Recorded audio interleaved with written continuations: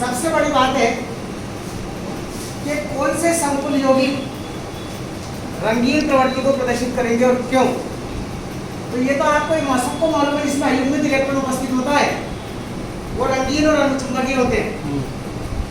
यहाँ स्पर्की सिद्धांत इस बात की व्याख्या करता है कि वे संकुल यौगिक जिनमें डीडी संक्रमण होता है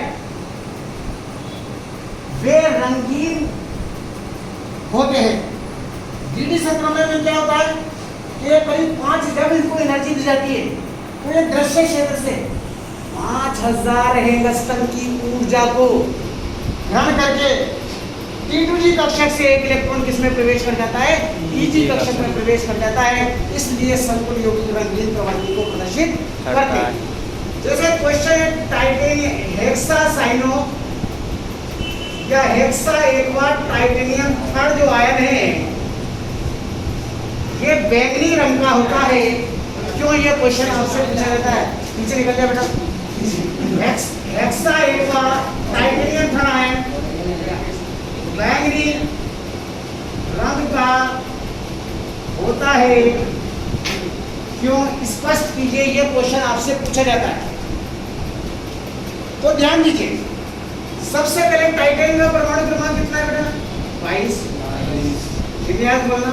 1s2 2s2 2p6 3s2 3p6 3p6 4s2 4s2 20 और 3d।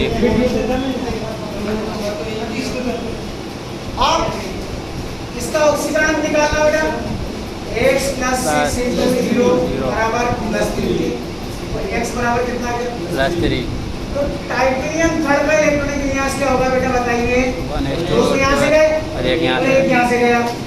1s2 2s2 2p6 3s2 3p6 3d1 3p6 और 3d1। तो इसके डी कक्षक में कितना इलेक्ट्रॉन है बेटा? 1।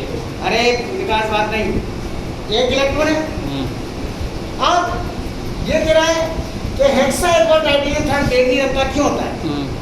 क्योंकि ये क्या करता है, 5000 हेंगस्टन की ऊर्जा को दृश्य क्षेत्र से क्या कर लेता है, ग्रहण कर लेता है, जिससे इसका T2G इलेक्ट्रॉन कहाँ प्रवेश कर जाता है, EG कक्षक में। ये कहलाता है डीडी संक्रमण कहलाता है। और जब भी कोई इलेक्ट्रॉन T2G कक्षक से EG कक्षक में प्रवेश करता है तो वह अपनी रंगीन प्रवृत्ति को प्रदर्शित करता है। इसलिए hexa aqua titanium third ion रंगीन होता है। ये क्वेश्चन कई बार पूछा जा चुका है। इसके बाद है भाई नेक्स्ट टॉपिक है, बहुत इंपॉर्टेंट है, संकुल यौगिकों का स्थायित्व। और इस पर से एक क्वेश्चन जरूर पूछा जाता है, बोर्ड पे ध्यान देना। अब देखिए नाम क्या बताया मैंने, संकुल यौगिकों का स्थायित्व, थोड़ा सा ध्यान दे लेना। देखिए ये संकुल यौगिकों का स्थायित्व यानी कि मजबूती, यही होना मतलब। सुनिए, सबसे पहली बात तो ये समझे कि संकुल यौगिकों का स्थायित्व अधिक क्यों होता है। बाकी सारी बातें बात आपको याद है कि संकुल यौगिकों में केंद्रीय धातु परमाणु आयन लिगेंडों के साथ उपसंयोजक बंध के द्वारा बंधित होता है। और इसमें केंद्रीय धातु परमाणु और लिगेंड के मध्य प्रबल आकर्षण उपस्थित होता है। इस कारण जब इनको जलीय विलयन में डाला जाता है तो ये अपने अवयवी आयनों में विभक्त नहीं होते और ठोस और जलीय विलयन दोनों ही अवस्था में अपनी स्थिति को स्थायी बनाए रखते हैं। फिर भी जब किसी संकुल यौगिक को जल में घोला जाता है तो इसकी कुछ मात्रा अपने अवयवी आयनों में विभक्त हो जाता है। और चूंकि इनमें केंद्रीय धातु परमाणु लिगेंड के साथ प्रबल उपसहसंजक बंधु के द्वारा क्या होता है, बंधित होता है। इसलिए इसका जलीय विलयन में वियोजन अत्यंत अल्प मात्रा में होता है और किसी संकुल यौगिक का वियोजन जितना कम होगा उसका स्थायित्व उतना ही अधिक होगा। क्लियर हो गई?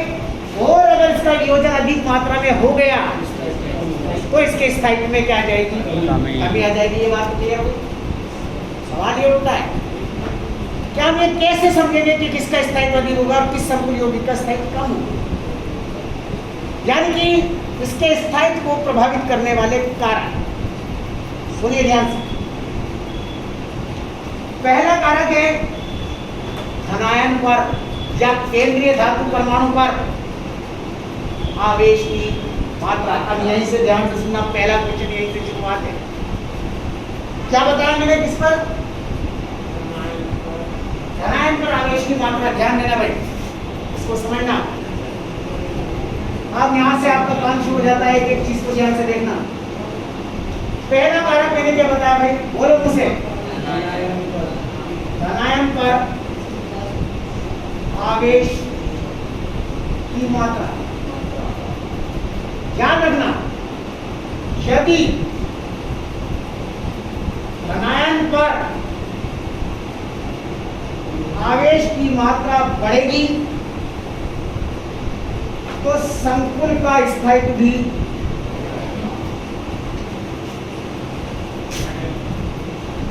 भी क्या होगा भाई, बढ़ेगा। कैसे और क्यों, सुनिएगा।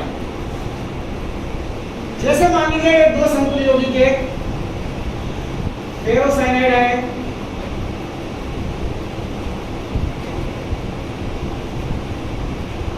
और ये फेरिसाइनाइड है।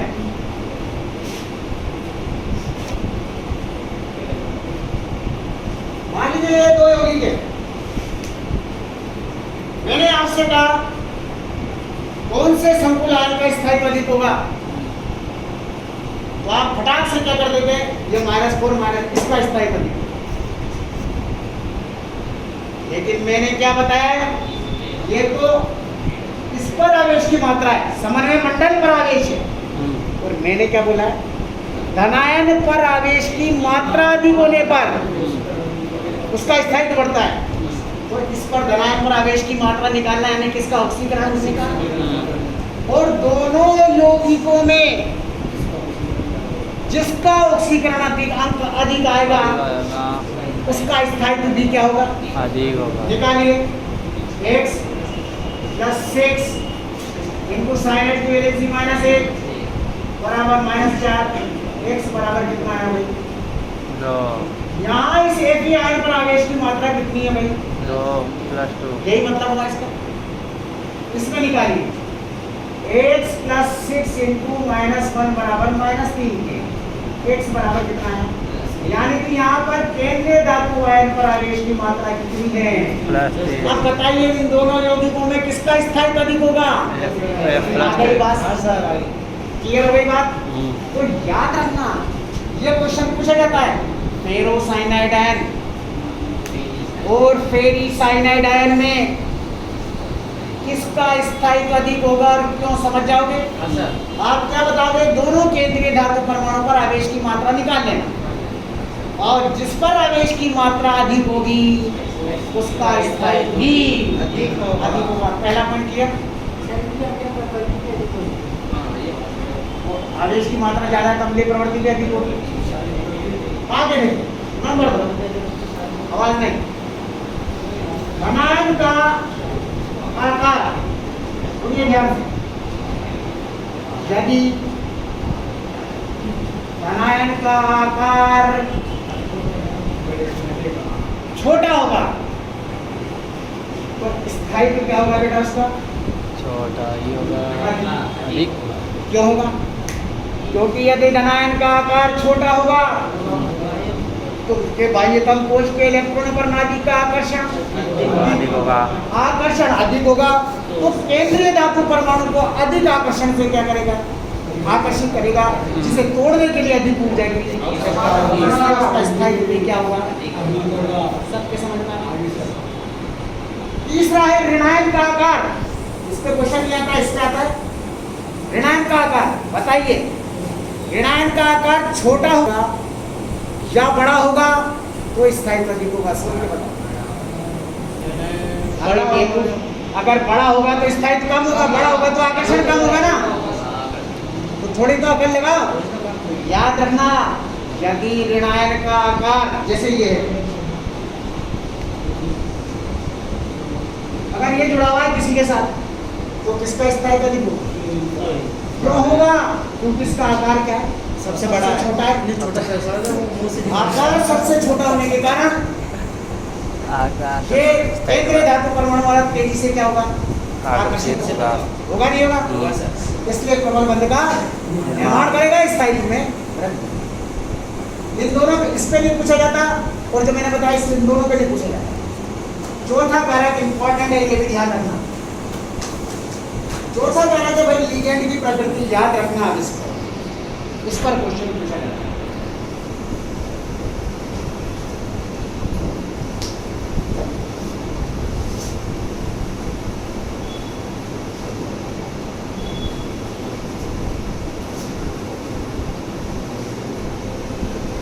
एक तो ये है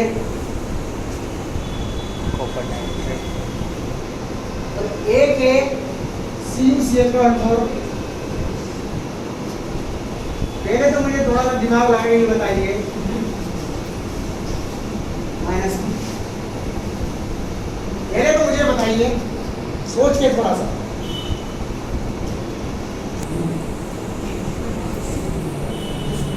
किसका स्थायित्व अधिक होगा? लिगेंड की प्रकृति, उस पर क्वेश्चन पूछा जाता है।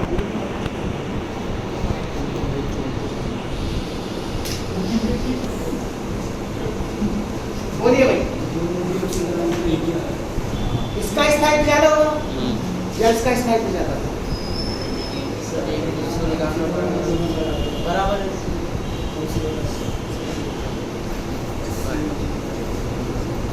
सुने, याद रखना, जैसे दो समतुल्य यौगिक दिए हैं तो उन दोनों में किसका स्थायित्व, और दोनों में लिगेंड अलग अलग हैं, तो आपको याद होना चाहिए जो प्रबल लिगेंड है, प्रबल लिगेंड तेजी से आकर्षित होते, मालूम है नहीं मालूम?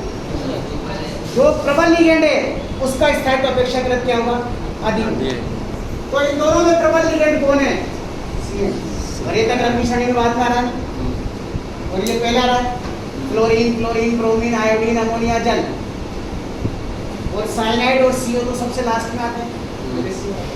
तो आप बताइए इस दोनों में प्रबल लिगेंड कौन सा है? इसलिए इसका ये केंद्रीय धातु परमाणु से आकर्षण बल द्वारा, प्रबल आकर्षण बल द्वारा क्या होगा, अधिक होगा। इसलिए इसका स्थायित्व इसकी अपेक्षा क्या होगा, अधिक। अगर एक यानी कि दुर्बल और प्रबल लिगेंड है तो आपको समझ जाना है जो प्रबल लिगेंड है उसका स्थायित्व अपेक्षाकृत अधिक होगा। लास्ट एक पांचवा प्रभावित करने वाला कारक है कीलेट वलय की उपस्थिति। इसकी उपस्थिति है कीलेट वलय। अब मुझे बताइए कीलेट वलय की उपस्थिति, ध्यान देना, अपने आप बताइएगा, फिर अपन वर्णन करते हैं। जैसे दो यौगिक हैं, एक तो है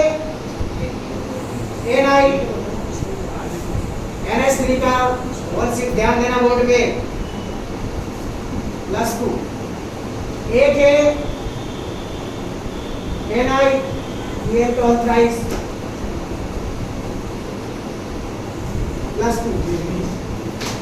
क्या लिखा है मैंने? कीलेट वलय की उपस्थिति।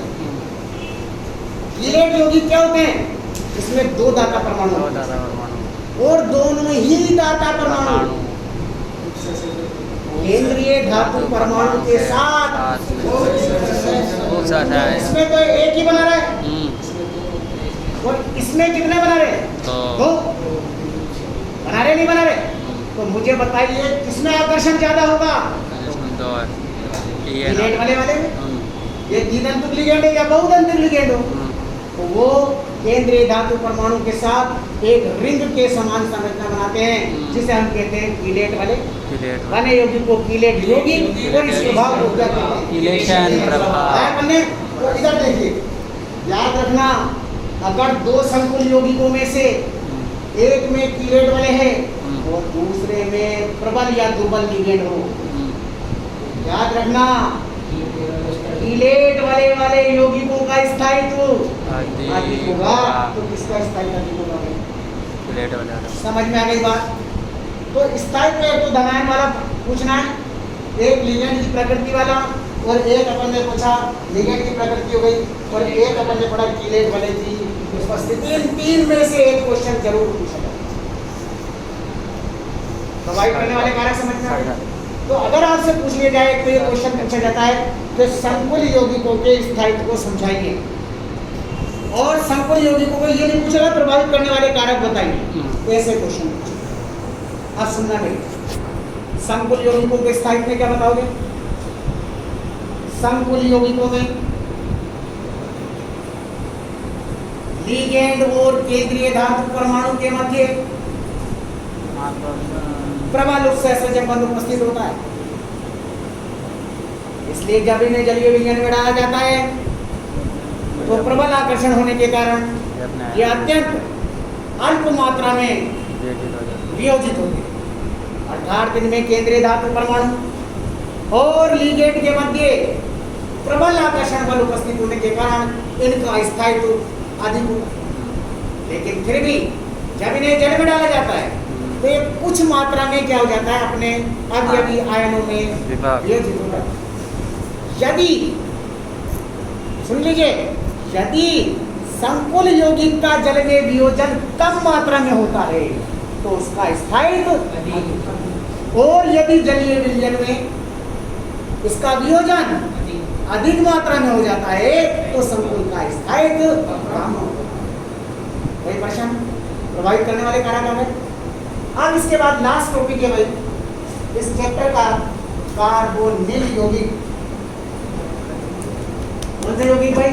खत्म है चैप्टर, खत्म है। लास्ट टॉपिक है इसका, ध्यान दें। क्या लिखा मैंने? कार्बोनिल यौगिक। दोबारा पढ़ाएंगे। कार्बोनिल समूह क्या होता है? CO। एक ध्यान से सुनना, ऐसे यौगिक जिनमें एक या एक से अधिक धातु, एक या एक से अधिक कार्बोनिल समूह उपस्थित हो, क्या कहलाते हैं बेटा? कार्बोनिल यौगिक। कार्बोनिल यौगिक। जैसे देखिए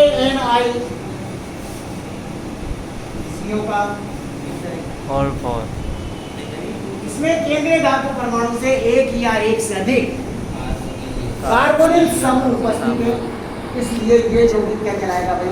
कार्बोनिल यौगिक है। अब सुनो, इन कार्बोनिल यौगिकों में कार्बोनिल समूह की संख्या के साथ साथ एक या एक से अधिक धातु परमाणु भी, इस आधार पर इन्हें हमने कितने भागों में बांटा है? दो भागों।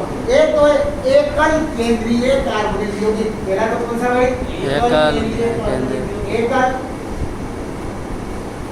केंद्रीय कार्बोनिल यौगिक। ऐसे कार्बोनिल यौगिक जिनमें केवल एक धातु परमाणु उपस्थित हो, एकल केंद्रीय कार्बोनिल यौगिक कहलाते हैं। जैसे NiCO का, देखो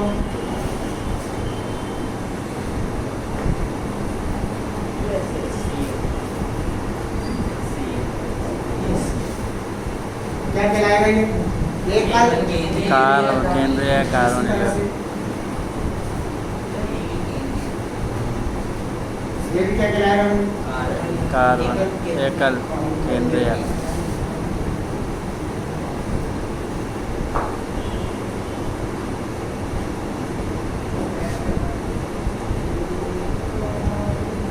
समझ में आ गया पहला पॉइंट। दूसरा है बहु केंद्रीय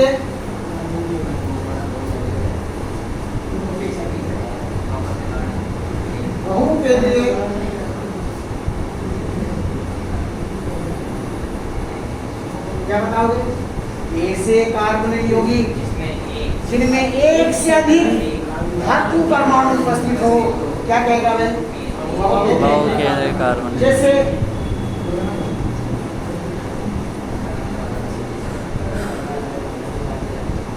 Mn2CO का वोल्टेज, देखो इधर ध्यान, ये Mn ध्यान दीजिएगा और ये Mn इससे साथ जोड़ दीजिए CO CO CO इधर भी 5 हो जाएंगे, 1 2 3 4 नहीं समझता हूँ अच्छी तरह से समझ में ये आगे चैप्टर का समापन हो गया। अब मेरी बात सुनिए। सवाल ये उठता है कि इस चैप्टर में से ध्यान दीजिए क्या क्या पूछा जाता है, कहाँ से पूछा जाता है, कौन से क्वेश्चन पूछे जाते हैं, तो ध्यान से सुनिए। और चैप्टर का रिवाज अभी 2 मिनट में हो जाता है, सुनिए ध्यान से। सबसे पहले तो ये पूछा जाता है द्विदंतुक लिगेंड या द्विदंत, वो सबसे पहले द्विग लवण और संकुल लवण किसे कहते हैं, सबको मालूम है? आगे सुनिए। द्विग लवण संकुल लवण के बाद आपसे पूछा जाता है कि समन्वय संख्या किसे कहते हैं, बता दोगे? केंद्रीय धातु परमाणु से जुड़े हुए एक दंतुक लिगेंडों की संख्या, और यदि इससे द्विदंतुक लिगेंड जुड़ा हुआ हो तो उसे गुणा करके समन्वय संख्या निकालते हैं। एक पूछा जाता है होमोलैप्टिक और हेटेरोलैप्टिक क्या होता है, बता दें। इसमें एक ही प्रकार के लिगेंड होमोलैप्टिक जिसमें अलग अलग प्रकार के होंगे हेटेरोलैप्टिक। इसके बाद इसमें से एक आयरन समाया था, याद रखना, एक उभयदंतुक समाया था और एक हाइड्रेट समाया। आयरन में तो आयनिक होने पर अलग अलग आएंगे, हाइड्रेट में समन्वय मंडल और आयनिक मंडल में जलकर अणुओं की संख्या अलग अलग हो, अलग अलग हो, और उभयदंतुक में दाता परमाणु की स्थिति को बदल दिया। कोई प्रॉब्लम? अगर CN है तो, अगर मान लो NO2 है तो ONO, अगर HCN है NCN, ये 3 ही। इसके बाद प्रकाशिक समानता और कौन सी समानता? ज्यामिति समानता। इसके बाद आपसे ये पूछा जाता है, अब 2 क्वेश्चन बचे केवल। एक तो आया संयोग, ये बड़ा क्वेश्चन आता है, संयोजकता बंध सिद्धांत के आधार पर किसी संकुल यौगिकों की ज्यामिति और चुंबकीय गुणों की व्याख्या करनी है, कर दोगे? एक ये पूछा जाता है क्रिस्टल क्षेत्र सिद्धांत द्वारा व्याख्या कैसे करोगे, कर दोगे? एक पूछा जाता है संकुल यौगिकों के स्थायित्व को समझाइए, और एक संकुल यौगिक के स्थायित्व को प्रभावित करने वाले कारकों में से 3 कारक बताए मैंने, और कार्बनिक यौगिक पर टिप्पणी लिखी। आप पिछले 20 साल के क्वेश्चन उठा के देख लेना। इसके अलावा मैंने दे रखे हैं आपको क्वेश्चन लिखे हुए, सारे बोर्ड के क्वेश्चन हैं। 2020 तक के बोर्ड के जितने भी क्वेश्चन आए सब उसके अंदर मौजूद हैं, आप देख लीजिए। इनके अलावा एक भी क्वेश्चन, ये क्या समाप्त हुआ भाई अपना? अब मेरी बात सुनिए, क्योंकि इसका टेस्ट लूंगा मैं, इधर मेरी तरफ देखिए। सेशन जब यौगिक में एक चीज और बताना है क्या, रिवाइज कराना है, तो ये भी बन जाएगी और काम भी हो जाएगा। एक तो इसकी नोमेनक्लेचर और एक समायोजन पूरी, ये 2 टॉपिक में कल पढ़ा। इसके बाद लेसन स्टार्ट करेंगे पर इसमें कौन सा स्टार्ट करना है अपने को? वाला हो गया।